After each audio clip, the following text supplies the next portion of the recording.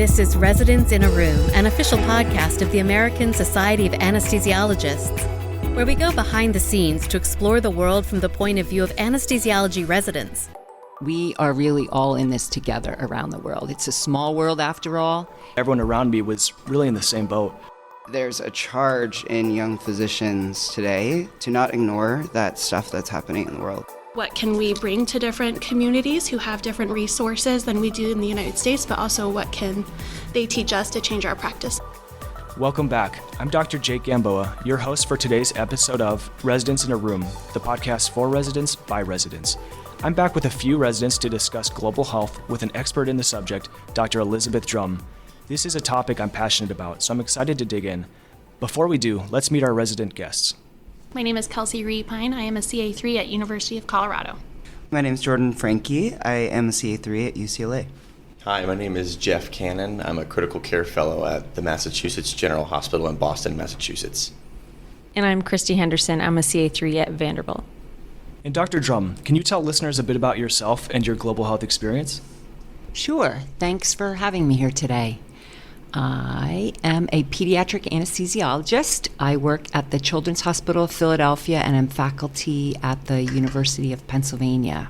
I trained in Philadelphia at Temple University, and the area that Temple's in is a pretty impoverished area. We had a lot of patients who had poverty, health disparities, low access to care, and many other social determinants of health that really impacted their ability to get good care. I think that was one of the first things that helped me understand the differences in access to health care based on where you live, who you are, what your health insurance is, things like that that you don't necessarily think about before medical school, at least not in my day. Fast forward, after training, I returned to Philadelphia to work at Temple, where Temple was building a new children's hospital. First hospital that had been built in Philadelphia in a couple decades. I won't get into the details of why and how, but let's just say that that's something I poured my professional energy into for more than 10 years. And at the end of the 10-year mark, ultimately the hospital closed, which was a very difficult thing professionally, watching a hospital that you sort of helped build and shepherd close. And at the end of that, I found myself in a situation where I had to make some choices about what I was going to do with my career and where I was going to work next. And I could stay there and take care of some pediatric patients, but mostly adult patients, and my passion was really pediatric patients. As I like to say, I was minding my own business one day, and one of my surgeon friends called me up and said, "I'm going to Ethiopia, but I'm not going if you don't go with me." Spoken like a well-informed, enlightened surgeon who didn't want to get himself into something that didn't make sense. So to make a long story short, we went to Ethiopia. We came back from there deciding to commit between the two of us to go to Ethiopia twice a year for 5 years to see if we could do something to impact anesthesia and ENT education in the country. Ethiopia now has a population of about 120 million. Back then it wasn't quite that many, but still, this was 2009. At that time had probably at most 24 anesthesiologists, maybe not that many. There was one residency program in the one university hospital for the entire country that had a couple residents. So anesthesiology as a specialty was pretty young. It was pretty underdeveloped. It had had starts and stops over the years as well-meaning individuals, institutions, countries had come and tried to bolster the infrastructure. There had been some political instabilities. There was a couple years in which there was a pretty oppressive political regime. Needless to say, the country was in pretty rudimentary shape in terms of how anesthesia was provided. There were a fair number of non-physician anesthesia providers, but again, less than 1,000 for, again, this whole population. That's really what got me started in global health. Thank you for being here. We're excited to learn from your experience. Just to start out big picture, what is global health and what is the role of anesthesia in global health? I think global health is a recognition that at a certain level, we all have the same basic needs. You can talk about things like water, shelter, food, safety, comfort. I think from a medical point of view, it's really important to recognize that we all have basic medical needs, we all have health-related factors related to life and all the other things we said before, where you live and work and access to health care. It's, I think, important to understand that many people, myself included, believe that access to health care is a human right and a basic human right. And like many rights, they're not always freely available to everyone. And I think the tenet to me is that that should be our premise. We need to find how to deliver health care to everyone. The challenge is how to do it in systems that are somewhat complicated. Dr. Drum, what kinds of opportunities exist for resident or early career physicians to get involved? People tend to want to go somewhere and do something. I think that's a little bit of a leftover mentality from years in the past where our perception of global health was that you had to go do a mission trip, you had to fly into a country to save the day. I think there's some pretty good evidence that those efforts are not always the right way to impact a population, a culture, a society. That being said, I get asked that question a lot. What can I do? How can I get involved? So I think the first thing is to educate yourself, which I think is part of the point of a program like this. Learn about healthcare in your own community. Learn about the disparities that exist in your institution or your city. There's some really fascinating work going on out there looking at mapping of zip codes and access to health, and that's something you can just start learning about in your own communities. There's a lot of resources out there that can help you learn about what health is like in healthcare in other parts of the world. There's websites, there's the World Federation of Societies of Anesthesiologists that you can look at their website and learn about what anesthesia capacity is like in many countries around the world. You can learn about resolutions passed by the World Health Assembly. There's some landmark publications from 2015 that really talk about surgery as a right and a global health problem. So start by educating yourself. If you're in an institution that has faculty in your own department or in others that are from other countries, ask them, what do you know about healthcare in your own country? If there are people in your institution who have ever lived or worked somewhere else, ask them, what is that like?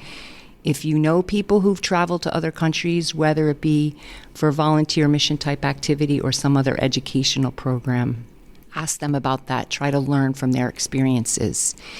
There are some opportunities for residents to spend a month as a rotation during their training to go to an established program. There are some through the ASA. The Committee on Global Health sponsors a fellowship for people to spend a month in a low-resource setting. That's our Resident International Anesthesia Scholarship Program. Applications are due at the end of January every year for the upcoming year. The Society for Education in Anesthesia has a similar program that the application date is approximately the same in their work in collaboration with health volunteers overseas. Similar type thing for a 1-month activity.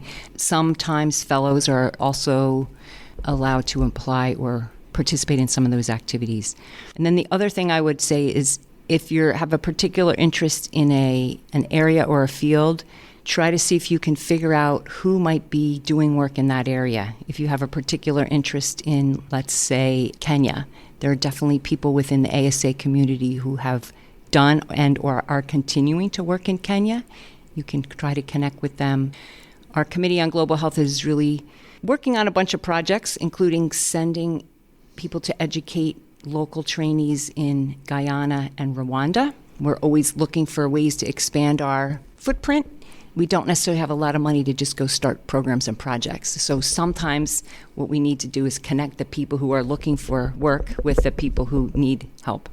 Dr. Drum, you've already spoken about this a little bit, but do you feel like a resident or attending physician needs to leave their neighborhood, leave their country to provide a meaningful contribution in terms of global health? I don't think that you need to leave the country. I do think there was a time that that's what people thought. I think one thing that COVID has taught us is that we can really connect with people without leaving the comfort of our own home. There are some educational programs that already exist in a few institutions that have ongoing teaching seminars, for example, that residents probably could participate in. There are organizations that I know that are looking for ways to connect mentors and mentees around the world. There are teaching programs getting started all the time. I've heard about one the other day trying to do some POCUS education between departments in the U.S. and around the world. And a lot of those don't require anyone to go anywhere. Usually you have to have a stable internet connection, which fortunately for us in this country is not usually an issue. But I think there's many things to do that you don't have to leave the U.S.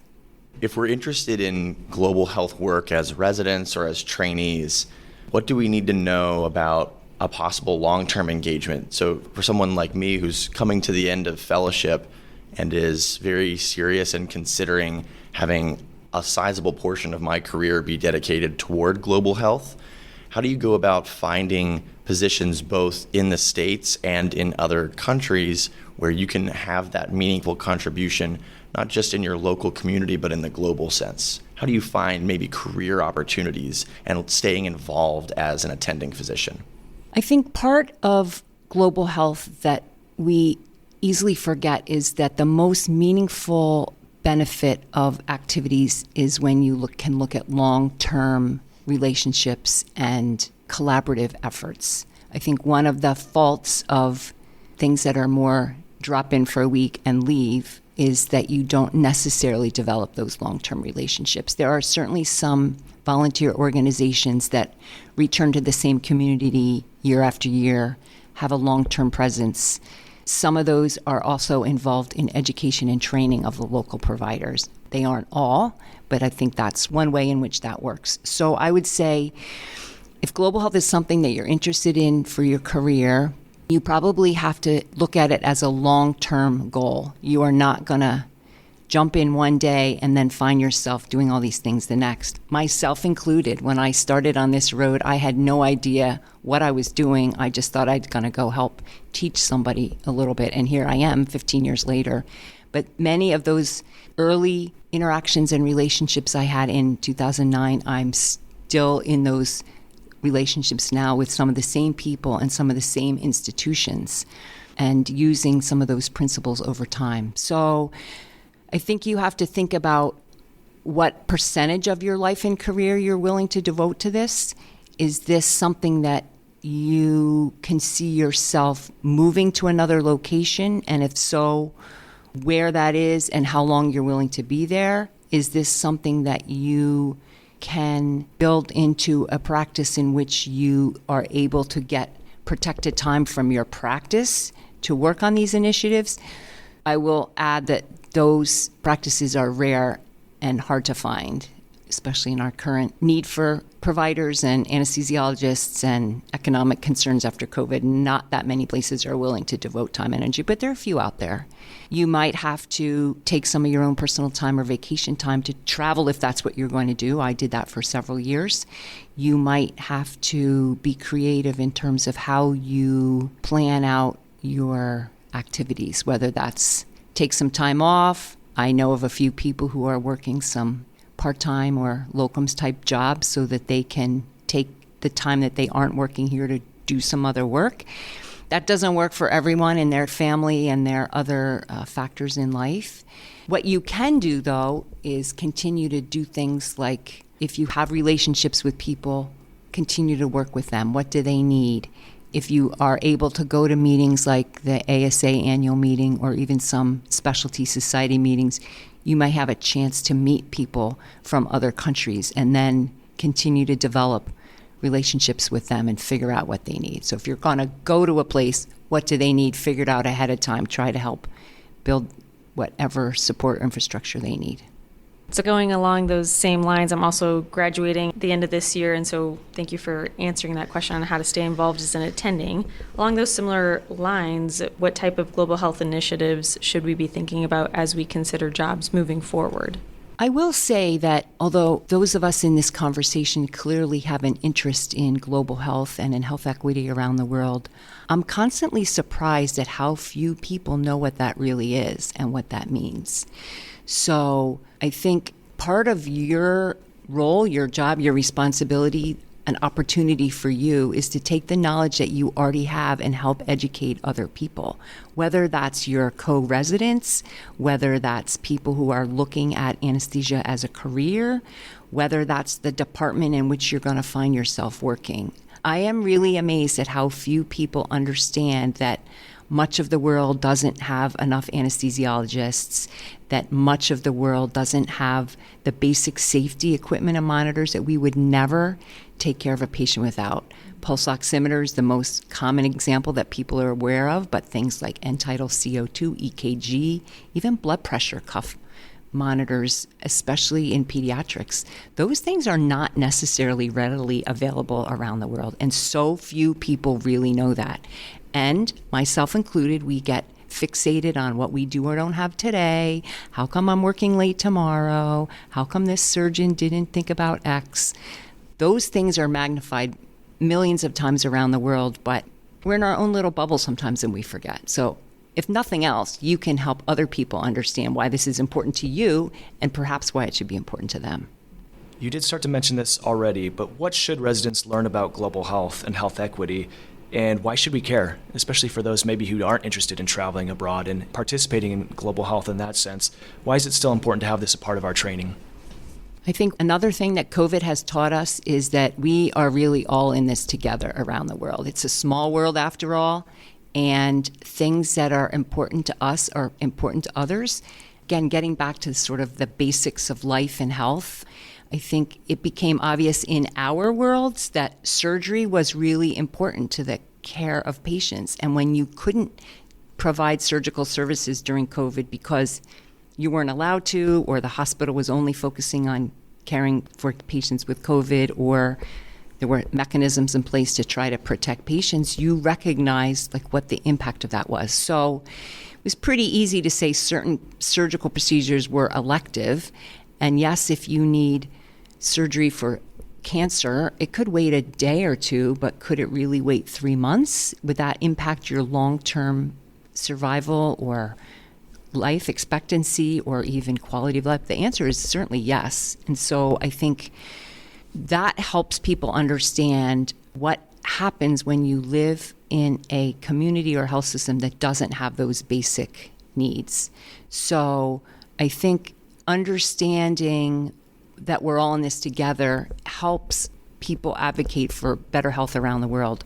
If you look at certain political conflicts that go on around the world, you can recognize that one of the most immediate things that happens is that people who are in those affected communities don't have access to needed medical care. You can think about disasters like earthquakes, floods, tsunamis, same thing. If your hospitals are closed, no one can get medical care.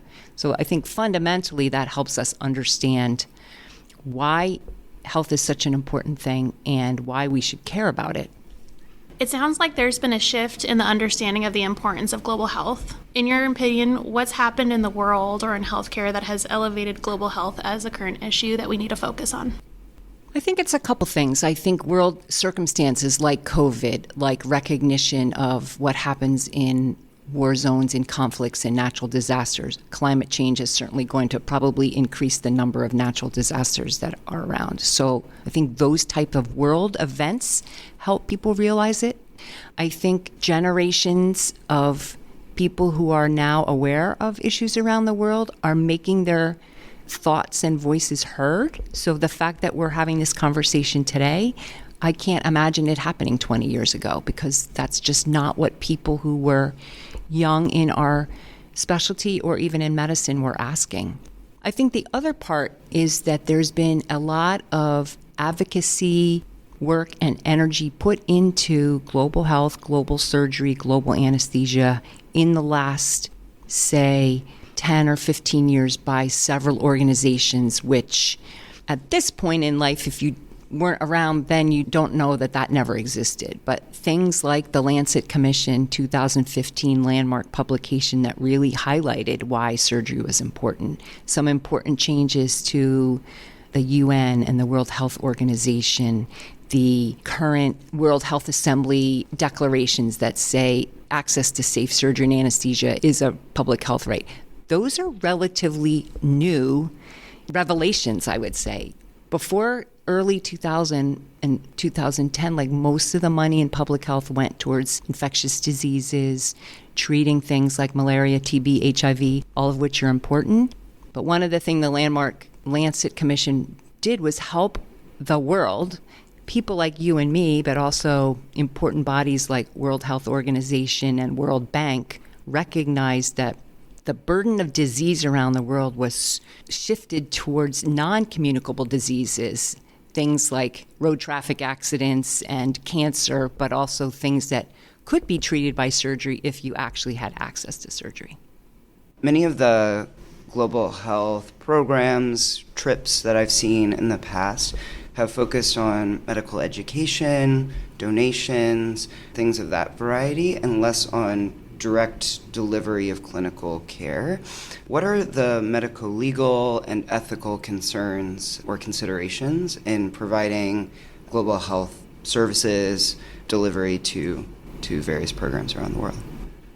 I think one important thing is to really understand the context of the location or the people or the institution or country or organization that you're working with. There are places in the world where you could just wander into hospital, and as a person who looked like they probably came from the United States, you would just be able to walk in and kind of do what you want. We would never allow that in our own hospitals. Some people in our own departments, though, sometimes can't walk in our own hospitals because they're not judged to belong. So there's a whole sort of cultural competence and awareness of other countries and their perspectives that we need to be aware of. I think there's things like language. There's things like what is important to a community. I've heard stories of people going somewhere, trying to work hard to save a person's life or intervene without recognizing that in that culture, a person with a long-term disability is actually going to be disadvantaged for their own life, but also their whole family's life. So we have a very individualized, do everything you can for this person mentality in the United States, and I'm not saying that's wrong, but that's not universally shared. There are many examples of patients agreeing to have surgery or procedures, or even perhaps looking for things from a Western doctor, thinking that that's going to cure some disease that probably is not really realistic. And I think it's important for us to recognize that. Things like informed consent, which we maybe more or less take seriously in our day-to-day work, takes on a whole different meaning when you have different cultures and different languages and you don't necessarily understand what it's like to live in the other person's shoes. And that takes a lot of work, especially if you're not well versed in the community and what's important to them and what's available to them. Things that we would take for granted are not necessarily true elsewhere, and things that we think are important may or may not be important somewhere else. I'm sensing there's a theme within this conversation about how relationships are very important. I think that all aspects of business and healthcare have elements of relationship building. My question for you is, anyone can try to build a relationship with another healthcare setting, but as anesthesiologists, what do you think that we can bring to the table that specifically qualifies us to help build some of those relationships with other communities and other global health settings? I want you to think about your daily work as an anesthesiologist. Many of the things that we do on a daily basis help our local hospital OR health system perform and deliver patient care. Things like preoperative evaluation of patients, the patient you see right before you provide the anesthesia care, but more than that, the systems that allow patients to be scheduled for operations, have appropriate preparation, like know when to be NPO and what medications to take, and do they need certain blood tests or x-rays, or do they need to have blood availability. Those are things that as a specialty we've really worked hard to develop. things like safety in anesthesia and surgery, infection prevention and control, quality and safety initiatives, group dynamics. Those are all things that we as anesthesiologists have helped to build and promote within our own institutions. Most people, myself included, didn't create those individually, and yet as a society and as an organization and as anesthesiologists, we are really a very important part of a highly functioning health system. You can all think of examples where you felt like your individual system didn't work very well, or the team with which you were working, nurses, surgeons, or whoever else, wasn't that functional. But in general, when you have a well-organized, well-functioning team, you don't notice it, but without that, you can't deliver that care. So I think those are some of the things that we can help other anesthesiologists around the world and other societies understand, that as anesthesiologists, we have a lot to bring to the table. Emphasis on safety and quality, standards of care, ways to advocate both within your institution, your department, your Minister of Health, even for adequate access to monitors, equipment, safe places and spaces within the hospital, access to clean water and electricity. Many places around the world don't have any of those, but they don't know how to use their voice to advocate for what they need. I think many times we forget that we actually, with our surgeons and nursing colleagues, have developed pretty well-functioning health systems. And part of the reason the rest of the world doesn't always have them is because everyone's just trying to survive. So helping other anesthesiologists around the world learn that it's okay for them to speak up about why it's important to have available monitors and why getting access to reliable, consistent medications is appropriate to developing adequately functioning health systems, or a recovery room that actually exists with staffing and monitors, and how that really improves patient safety. Not everyone has that perspective, so I think that's one thing that we can do. Clearly, anesthesiologists are involved in a lot of other things as chairs of departments, as deans of medical schools. I even know of a few who are CEOs and COOs of health systems, and clearly helping anesthesiologists around the world realize that there's a lot more that they can do besides, quote, just hanging out in the OR giving anesthesia. But that's the fundamental part of what we do as anesthesiologists. Now I'd like a chance to ask some questions of you. I'd like to start with Dr. Gamboa. You are the most recent Resident Fellow Humanitarian Outreach Award recipient. I'd love for you to tell us a little bit about that and how you got the award and what your perspective on this work is. The ASA Resident Fellow Humanitarian Service Award is an award sponsored by the American Society of Anesthesiologists. It's given to one individual every year, and it's awarded during the annual ASA conference. It recognizes involvement in outreach programs, but also leadership and mentorship. Getting others involved is a big component of that award, and creating efforts that are sustainable. For me, it's a huge honor to be even more connected to ASA and to be recognized. For me, it started actually from personal experience. I was living in the Dominican Republic during college years and became very sick with dengue fever. I was living in a remote area and became sick. I actually ended up getting hospitalized for 5 or 6 days, but it was the lead up prior to that where I really experienced what healthcare was like in a very low resource, underdeveloped area. I had very limited access to care. I just remember feeling severe pain, fatigue, fevers, and having a lot of concern and uncertainty and fear because I didn't know what was wrong with me at the time. I went to a clinic that had very limited resources but wasn't able to get the care I needed until I was pretty critically ill. I remember acutely during that time my own suffering, but then also became aware that everyone around me was really in the same boat. I wasn't the only one, and many of these other individuals in this community that I was with were not going to be able to get connected to the care that they needed. I had friends whose family members had died from dengue fever. So that was really the moment for me that was what inspired me to pursue medicine as a career and to eventually be in a position where I could help to address these health inequities, to help be able to provide care and access to these individuals who needed it the most. I've been fortunate to continue to work in global health even prior to deciding to pursue anesthesia. When I chose anesthesia as a specialty, I wasn't sure how that was going to integrate into my desires. I I wasn't fully aware of all the opportunities and the need for global anesthesia and improved quality and access to surgical care. At the University of Colorado, I was fortunate to go on an elective, actually in Guatemala, and establish new partnerships and do site assessments, and then also go to Paraguay a few months later to help with the team. There's a lot of opportunities, and now I'm actually doing a fellowship in global health, a new one at the University of Colorado. So I hope to continue to pursue and to advance these efforts and to be a part of global health and have it integrated into my career.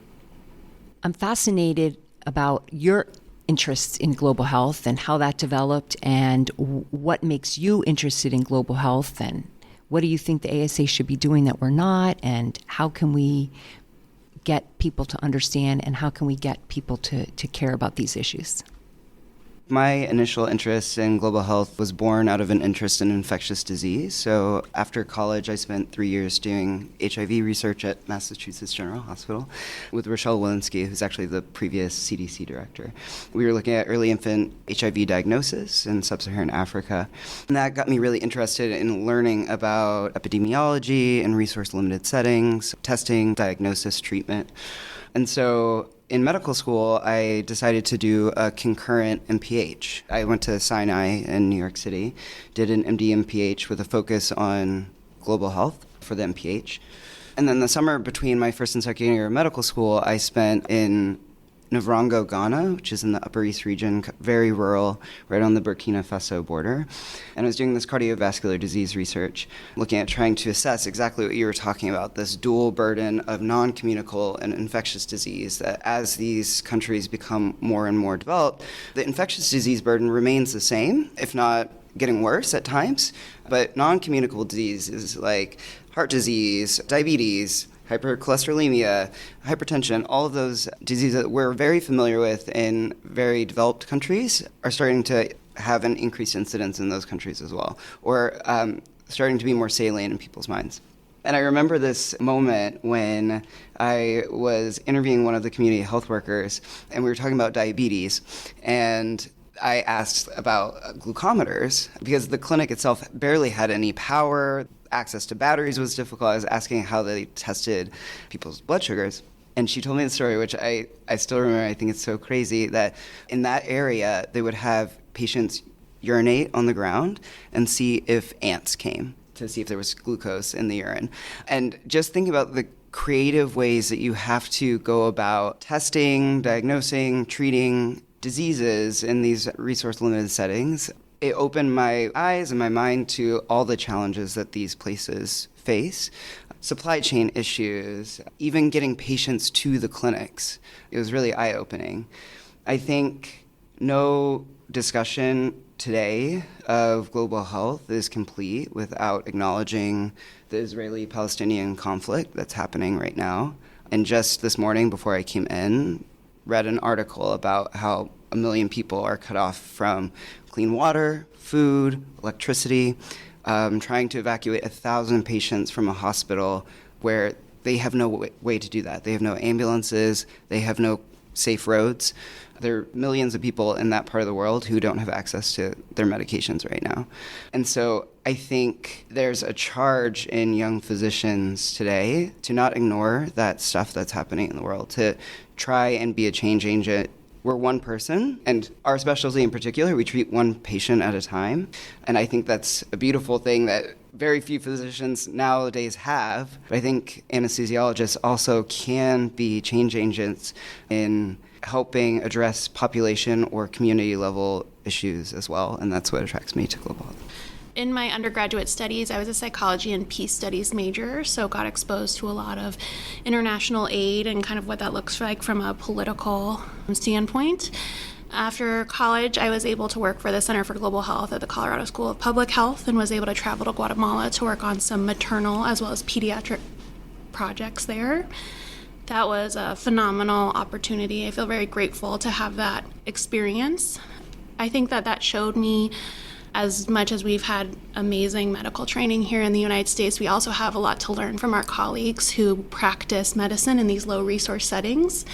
I learned a lot from all the physicians and healthcare workers in Guatemala. I admire their courageous, intellectual curiosity and figuring out these problems like you mentioned, and how they are able to navigate a healthcare system that can often be difficult. So I think in pursuing global health as a physician in the future, not only is what can we bring to different communities who have different resources than we do in the United States, but also what can they teach us to change our practice in the United States. My experience with global health was born out of a chance encounter where my father, who's an anesthesiologist, was haphazardly invited to be a last-minute fill-in for an anesthesiologist on a medical mission trip to Kenya. And at the time, I was in undergrad, and he had mentioned it to me and said they have other non-clinical spots on these trips to go and help connect with the community and help increase health literacy and things like that.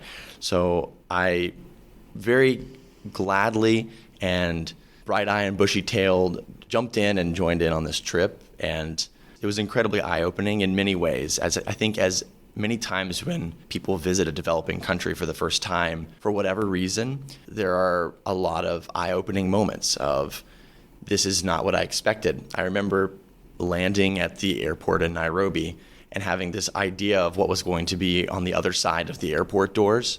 And we came out and there were skyscrapers in the distance, a construction crane, and cars everywhere. And it was, again, in my young, never been anywhere other than my small town, West Virginia mind, it was very eye-opening. I said, this is probably the biggest city I've ever been in. And I flew, halfway, quarter way around the world to be here.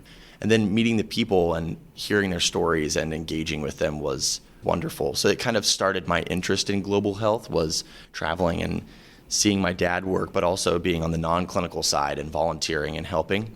And through some other great events during medical school, and had started in undergrad, but in med school I was connected with an Ivoirian physician in Côte d'Ivoire, Dr. Bernard Cadio, who's born and raised in his own country, went to medical school there, and then traveled elsewhere for a master's of public health and in Alexandria, and did his PhD in Canada, and just had this incredible mindset towards his own country's role in global health. And we were connected through a medical missions group, and I reached out to him and asked if I could learn more about public health and global health through him. And he very nicely invited me to come spend time with him and his family in Côte d'Ivoire. And I didn't know what I was expecting because there was no itinerary. I just flew there, had never met Dr. Cadio, had never seen a picture of Dr. Cadio, was connected with him through this medical missions group, and I showed up at the airport in Abidjan, Côte d'Ivoire, and someone was holding a piece of paper that said WV. And I went towards that piece of paper and I said, this must be the person who's picking me up.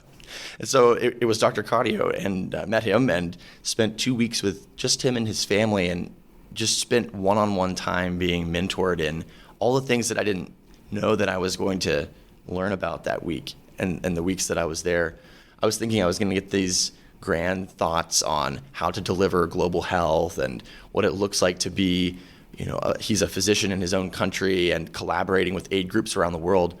Our very first discussion was about how aid comes in from other countries to his country, and what he knows is coming in on paper, but what he would actually see on the ground. And then talking about something like the way the environment was changing and how that was affecting how they delivered care out in a city versus out in a less populated region. So it, again, opened my eyes to so many different aspects of global health. And then through my time in med school, residency, and now in fellowship, I've increasingly sought to be involved with different aspects of global health. But what I've found most enlightening is, as you've mentioned, Dr. Drum, the need and desire for simple opening of eyes in your own community.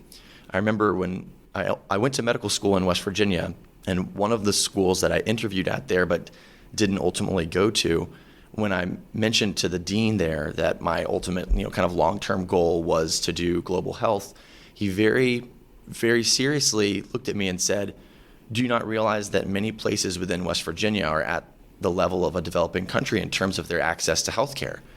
And it really did open my eyes. It made me pause. I'd never thought of that. And so as I've sought to integrate global health into my practice as I'm finishing up my time in training, I've had the dual thought of the community in which I exist needs access to healthcare and needs people who care about not just the four walls of the hospital functional, which is important, but can we get people here and get them access to safe, equitable care? And having, I think, that dual approach has informed some of my initial career search options and some of our initial conversations on the Committee for Global Health and some of the initiatives that we have going on there. And I'm just grateful to be part of the society that seems as though we're moving in a direction where we're more globally minded, thinking more about the environment, more thinking more about our global communities and how we all do play a part. And I'm excited to be a part of that. And I'll just briefly mention my interest in global health started when I was little. I spent the first half of my childhood in Mexico, and so contrasting life in Mexico to life in the rest of North America really opened my eyes and kind of helped me realize the differences in healthcare just on this one part of the world that we live on. But I wanted to answer your other question, Dr. Drum, which was how the ASA can get involved in global health or maybe reach more residents like us to know about it. And I'm going to echo some of the things that you said because I think they're really important. So things like getting involved in the Global Health Committee can be a great way to build relationships, especially if you're at a program that doesn't have a Global Health Fellowship or doesn't already have projects and mentors in that field. Getting educated yourself, whether that's getting a master's in public health or just learning about the community that you're in differences there are in accessing healthcare. And then the last thing I'll say is just coming to ASA and meeting people in person that actually have gone places or have started projects in their own communities that maybe is in your neighborhood, I think are great ways for residents to get involved. Thank you so much for inviting me to this podcast. I really enjoyed talking with you, and I've actually really enjoyed getting to know you all a little bit. And I'm very happy to see such young, energetic, upcoming leaders in our specialty, and I know we're in good hands. Thank you.